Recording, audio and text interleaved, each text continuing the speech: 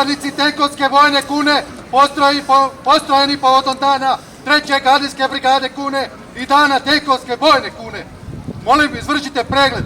Prijav podnio pukovnik Goran Anić.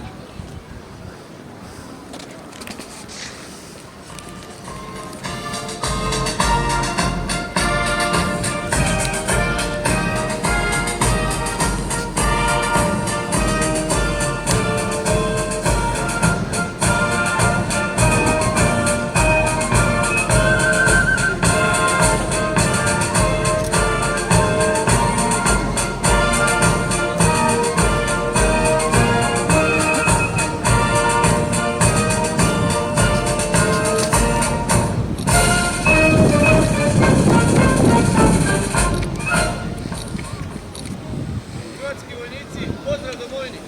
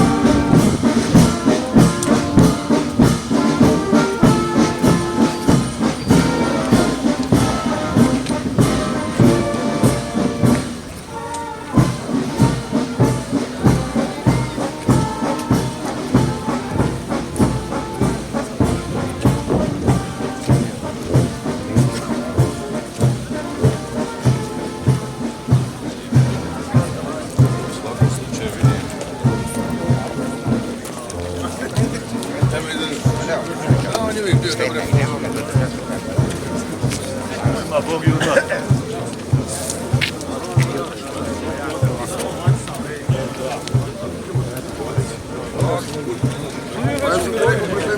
Slušaj, dobar je. Najjači. Pogaziće čovjeka. Ne da može zadnji. Nema ništa na njoj. A bilo je kod gradonačelnika, bilo ni to.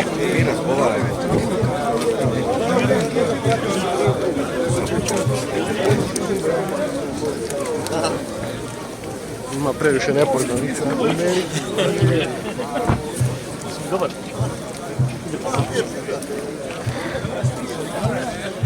Imam, On je sebe namirio.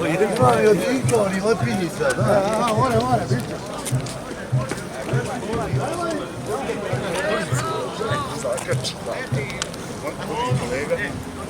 A ipak ćemo raspaliti.